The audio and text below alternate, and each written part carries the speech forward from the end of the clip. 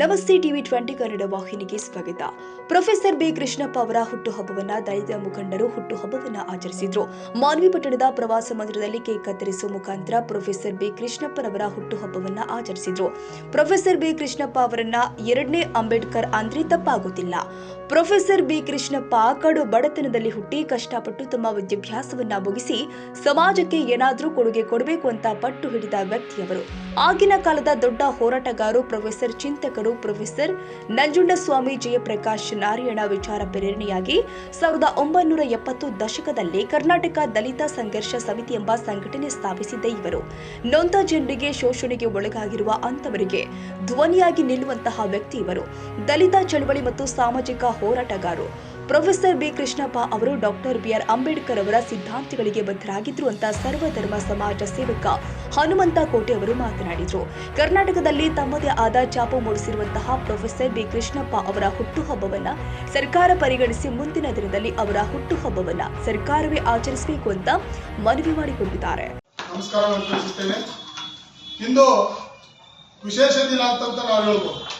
ಯಾಕಂತಂದ್ರೆ ಸುಮಾರು 30-35 ವರ್ಷಗಳ 40 ವರ್ಷಗಳ ಹಿಂದೆ ಸಾಮಾಜಿಕ ಮತ್ತು ದಲಿತರ ಹಿಂದುಳಿದ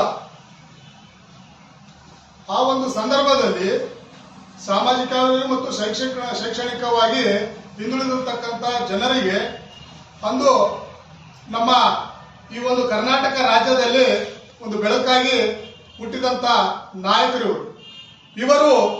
ಸಾಮಾಜಿಕ ಹರಿಕಾರರು ಮತ್ತು ದಲಿತರ ನಾಯಕ, ಉದ್ಧಾರಕ ಹಾಗೂ ನಮ್ಮೆಲ್ಲರ ಬಾಳಿನ ಬೆಳಕು ಮತ್ತು ರಾಜಕೀಯ ಚಿಂತಕರಂತ ಹೇಳ್ಬೋದು.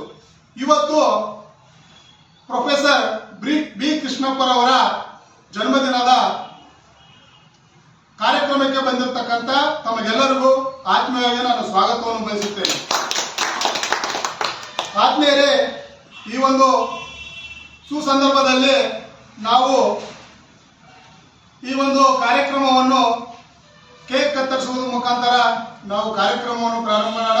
ನಾವು ಪ್ರೊಫೆಸರ್ ಕೃಷ್ಣಪ್ಪನವರ ಒಂದು ವಿಚಾರದ ಬಗ್ಗೆ ನಾವು ಮಾತಾಡಬೇಕಾಗಿದ್ರಿಗಿನ ಅವರು ಈ ದೇಶದಲ್ಲಿ ಅಂದ್ರೆ ಈ ನಮ್ಮ ಕರ್ನಾಟಕದಲ್ಲಿ ಅವ್ರನ್ನ ಎರಡನೇ ಅಂಬೇಡ್ಕರ್ ಅಂತ ಹೇಳಿ ಕರೆದ್ರೆ ತಪ್ಪಾಗಲ್ಲ. ಯಾಕಂತ ಹೇಳಿದ್ರೆ ಅಂಬೇಡ್ಕರ್ ಅವರು, ಡಾಕ್ಟರ್ ಬಿ.ಆರ್. ಅಂಬೇಡ್ಕರ್ ಅವರು ಎಷ್ಟು ನೊಂದು ಬೆಂದು ಒಂದು ಮಹಾಜ್ಞಾನವನ್ನು ಪಡೆದು ಇಡೀ ದೇಶಕ್ಕೆ ಒಂದು ಸಂವಿಧಾನ ಕೊಟ್ಟರು. ಅದೇ ರೀತಿಯಾಗಿ ಪ್ರೊಫೆಸರ್ ಕೃಷ್ಣಪ್ಪನವರು ಕಡು ಬಡತನದಲ್ಲಿ, ಬಹಳ ಬಡತನದಲ್ಲಿ ಕಡು, ನೀವು 1936 ಇಸ್ವಿ ಅಂತ ಹೇಳಿದ್ರೆ 35-36 ಇಸ್ವಿ ನೀವು ಆ ಸಂದರ್ಭವನ್ನ ನೆನಪಿಸ್ಕೊಳ್ಬೇಕು. ಅವಾಗ ಎಷ್ಟು ಒಂದು ಪದ್ಧತಿ ಇತ್ತು, ಜೀತ ಪದ್ಧತಿ, ಬಡತನ.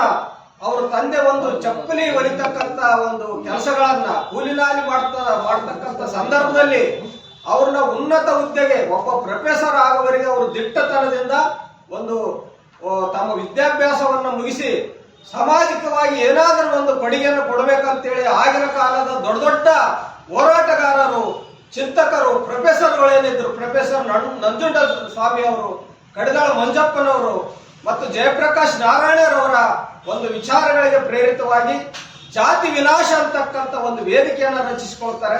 ಅವರೆಲ್ಲರೂ ಈ ದೇಶದಲ್ಲಿ, ರಾಜ್ಯದಲ್ಲಿ ಜಾತಿ ಹೋಗ್ಬೇಕು, ಅಂತರ್ಜಾತಿ ವಿವಾಹಗಳಾಗಬೇಕು, ಬಡವರಿಗೆ ಭೂಮಿ ಸಿಗಬೇಕು, ಶೋಷಣೆ ಮುಕ್ತವಾಗಬೇಕಂತ ಹೋರಾಟ ನಡೆಸ್ತಕ್ಕಂಥ ಸಂದರ್ಭದಲ್ಲಿ ಪ್ರೊಫೆಸರ್ ಕೃಷ್ಣಪ್ಪನವರ ಅವರ ವಿಚಾರಗಳಿಂದ ಪ್ರೇರಿತವಾಗಿ ನಂತರ ಅವರು 80ರ ದಶಕದಲ್ಲಿ 1970ರ ದಶಕದಲ್ಲಿ ಕರ್ನಾಟಕ ದಲಿತ ಸಂಘರ್ಷ ಸಮಿತಿ ಅಂತಕ್ಕಂಥ ಒಂದು ಸಂಘಟನೆಯನ್ನ ಸ್ಥಾಪನೆ ಮಾಡ್ತಾರೆ.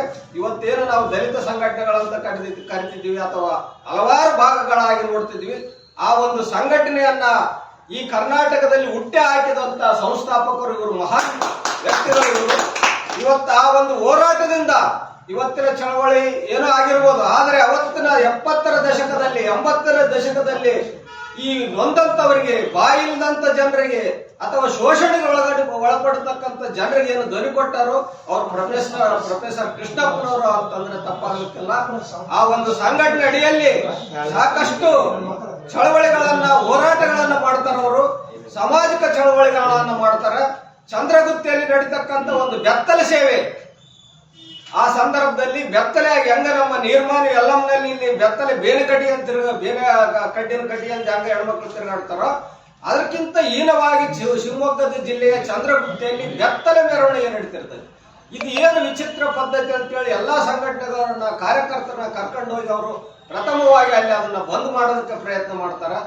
ನಂತರ ಈ ತರದಲ್ಲಿ ಬೇರೆ ಬೇರೆ ಹೋರಾಟಗಳನ್ನ ಪ್ರಾರಂಭಿಸಿ ಎಲ್ಲೆಲ್ಲಿ ಶೋಷಣೆ ಆಗ್ತಿದೆ, ಎಲ್ಲೆಲ್ಲಿ ಜನ ಅನ್ಯಾಯಗಳನ್ನು ಎದುರಿಸ್ತಿದ್ದಾರೆ ಅಂತವ್ರಿಗೆ ಹೋಗಿ ಧ್ವನಿ ಕೊಟ್ಟು ಇಡೀ ಕರ್ನಾಟಕದಲ್ಲಿ ಈ ಚಳವಳಿಯನ್ನು ಕಟ್ಟಾರ ಅವರು.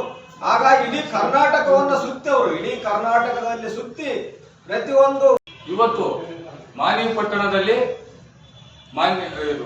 ಪ್ರೊಫೆಸರ್ ಬಿ ಕೃಷ್ಣಪ್ಪರವರ ಜನ್ಮದಿನವನ್ನು ಜೂನ್ 9, 2025 ಬೆಳಿಗ್ಗೆ 11 ಗಂಟೆಗೆ ಬಹುಜನ ಸಮಾಜ ಪಕ್ಷದಿಂದ ನಾವೆಲ್ಲ ಸಂಭ್ರಮದಿಂದ ಆಚರಣೆ ಮಾಡುತ್ತಿದ್ದು, ಈ ಮೇಲ್ಕಂಡಂತೆ ಈ ಒಂದು ರಾಜ್ಯದಲ್ಲಿ ಬಹುಜನ ಸಮಾಜ ಪಕ್ಷದ ರಾಜ್ಯ ಕಾರ್ಯದರ್ಶಿಯಾಗಿ ಪ್ರೊಫೆಸರ್ ಬಿ ಕೃಷ್ಣಪ್ಪರವರು, ಅದೇ ರೀತಿಯಾಗಿ ಈ ಒಂದು ಕೋಲಾರ ಎಂಪಿ ಚುನಾವಣೆಗೂ ಕೂಡ ಬಹುಜನ ಸಮಾಜ ಪಕ್ಷದಿಂದ ನಿಂತಿದ್ದರು ಬಂಧುಗಳೇ. ಇವತ್ತು ಇವರ ಕೊಡುಗೆ ರಾಜ್ಯಕ್ಕೆ ಬಹಳ ಅತ್ಯಮೂಲ್ಯ. ವಿಶೇಷವಾಗಿ ದಲಿತರು, ಹಿಂದುಳಿದ ವರ್ಗದವರು ಪರವಾಗಿ ಸಾಕಷ್ಟು ಶ್ರಮವಹಿಸಿ ಸುಮಾರು ದಶಕಗಳ ಕಾಲ ಇವರು ನಿರಂತರ ಒಂದು ಹೋರಾಟವನ್ನು ಮಾಡಿದರು. ಬಂಧುಗಳೇ, ಇವತ್ತು ಪ್ರೊಫೆಸರ್ ಬಿ ಕೃಷ್ಣಪ್ಪರವರನ್ನ ಈ ಸಂದರ್ಭದಲ್ಲಿ ನಾವು ಯಾಕೆ ನೆನಪಿಸಿಕೊಳ್ತೀವಿ ಅಂದ್ರೆ ಇವರ ಕೊಡುಗೆ ಬಹುಜನ ಸಮಾಜ ಪಕ್ಷಕ್ಕೂ ಕೊಡ್ತಿದ್ದರು. ನಮಸ್ಕಾರ ಕರ್ನಾಟಕದ ಜನತೆಗೆ. ಇಂದು ಈ ರಾಜ್ಯದಲ್ಲಿ ನಮ್ಮ ಕರ್ನಾಟಕದಲ್ಲಿ ತಂದೆ ಆದಂಥ ಛಾಪು ಮೂಡಿಸಿರ್ತಕ್ಕಂಥ ಏನು ಪ್ರೊಫೆಸರ್ ಬಿ ಕೃಷ್ಣಪ್ಪ ಅವರ ಜನ್ಮದಿನದ ಅಂಗವಾಗಿ ಮಾನ್ವಿ ಪಟ್ಟಣದಲ್ಲಿ ಸರಳವಾಗಿ ಅವರ ಜನ್ಮದಿನವನ್ನು ಆಚರಿಸಿಕೊಳ್ಳಲಾಯಿತು. ಈ ಜನ್ಮದಿನವನ್ನು ಸರ್ಕಾರವನ್ನು ಪರಿಗಣಿಸಿ ಮುಂದಿನ ದಿನಗಳಲ್ಲಿ ಅವರ ಹುಟ್ಟುಹಬ್ಬವನ್ನು ಸರ್ಕಾರವನ್ನೇ ಆಚರಿಸಬೇಕೆಂದು ಈ ಒಂದು ಸಾಮಾಜಿಕ ಏನು ಮಾಧ್ಯಮದ ಮೂಲಕ ಸರ್ಕಾರಕ್ಕೆ ನಾನು ಸರ್ವಧರ್ಮ ಸಮಾಜ ಸೇವಕ ಹನುಮಂತ ಕೋಟೆ ಮನವಿ ಮಾಡಿಕೊಳ್ತೇನೆ. ಈ ಒಂದು ಏನು ಪ್ರೊಫೆಸರ್ ಬಿ ಕೃಷ್ಣಪ್ಪ ಅವರ ಜನ್ಮದಿನ ಆಚರಿಸುವುದಕ್ಕಾಗಿ ಎಲ್ಲ ನನ್ನ ಅಲ್ಪಸಂಖ್ಯಾತರು ಮತ್ತು ಎಲ್ಲ ನನ್ನ ಜಾತಿ ಜನಾಂಗದ ವರ್ಗದವರು ಬಂದು ಅವರ ಹುಟ್ಟುಹಬ್ಬವನ್ನು ಬಹಳ ಗೌರವಾನ್ವಿತಿ, ಪ್ರೀತಿ, ವಾತ್ಸಲ್ಯ, ಬಾಂಧವ್ಯದಿಂದ ಆಚರಿಸಿಕೊಂಡಿದ್ದಾರೆ. ಹಾಗಾಗಿ ಈ ಒಂದು ಮಾಧ್ಯಮದ ಮೂಲಕ ನಾನು ವಿನಂತಿಸಿಕೊಳ್ಳೋದಿಷ್ಟೇ, ಸರ್ಕಾರ ಮುಂದಿನ ದಿನಗಳಲ್ಲಿ ಅವರ ಹುಟ್ಟುಹಬ್ಬವನ್ನು ಪರಿಗಣಿಸಿ ಪ್ರೊಫೆಸರ್ ಬಿ ಕೃಷ್ಣಪ್ಪ ಅವರ ಜನ್ಮದಿನವನ್ನು ಸರ್ಕಾರನೇ ಆಚರಿಸಬೇಕಂತ ನಮ್ಮೆಲ್ಲ ಗುರು ಹಿರಿಯರ ಆಶೀರ್ವಾದ ಮೂಲಕ ಸಾಮಾಜಿಕ ಜಾಲದಲ್ಲಿ ಮನವಿ ಮಾಡಿಕೊಳ್ತಾ ಇದ್ದೀನಿ. ನಮಸ್ಕಾರ. ಸೈಯದ್ ಖಾದರ್ ಭಾಷಾ, ಟಿವಿ 20 ಕನ್ನಡ ನ್ಯೂಸ್. ಕನ್ನಡಿಗರ ಮೆಚ್ಚಿನ ನಿಮ್ಮ ಟಿವಿ 20 ಕನ್ನಡ ವಾಹಿನಿ ಇದೀಗ ಟಿವಿಯಲ್ಲಿ ಲಭ್ಯ. ಕರ್ನಾಟಕ ಮತ್ತು ದೇಶ ವಿದೇಶದ 360 ಡಿಗ್ರಿ ಸುದ್ದಿ ವಿವರವನ್ನ ಪಡೆಯುವುದಕ್ಕೆ ಟಿವಿ 20 ವಾಹಿನಿಯನ್ನು ಲೈಕ್ ಮಾಡಿ, ವಿಡಿಯೋಗಳನ್ನು ಶೇರ್ ಮಾಡಿ, ಕಮೆಂಟ್ ಮಾಡಿ, ಸಬ್ಸ್ಕ್ರೈಬ್ ಮಾಡಿ. HCN ಕೇಬಲ್ 842 ನಂಬರ್ನಲ್ಲಿ ಹುಕ್ಕೇರಿ ತಾಲೂಕು ಹಾಗೂ ಸಂಕೇಶ್ವರದ ಸುತ್ತಮುತ್ತಲಿನ ಹಳ್ಳಿಗಳಲ್ಲಿ ಲಭ್ಯ. PCN ಕೇಬಲ್ 129 ನಂಬರ್ನಲ್ಲಿ ಹಾರುಗೆರೆ ಸುತ್ತಮುತ್ತಲಿನ ಹಳ್ಳಿಗಳಲ್ಲಿ ಲಭ್ಯ. ರಾಯಬಾಗ್ ಡಿಜಿಟಲ್ ಚಾನೆಲ್ ಕೇಬಲ್ 80ನೇ ನಂಬರ್ನಲ್ಲಿ ರಾಯಬಾಗ ತಾಲೂಕಿನ ಸುತ್ತಮುತ್ತಲಿನ ಹಳ್ಳಿಗಳಲ್ಲಿ ಲಭ್ಯ. UDCN ಕೇಬಲ್ ನೆಟ್ವರ್ಕ್ ಉಗಾರ ಸುತ್ತಮುತ್ತಲಿನ ಹಳ್ಳಿಗಳಲ್ಲಿ ನಿಮ್ಮ ಟಿವಿ 20 ಕನ್ನಡ ವಾಹಿನಿಯೂ ಲಭ್ಯ.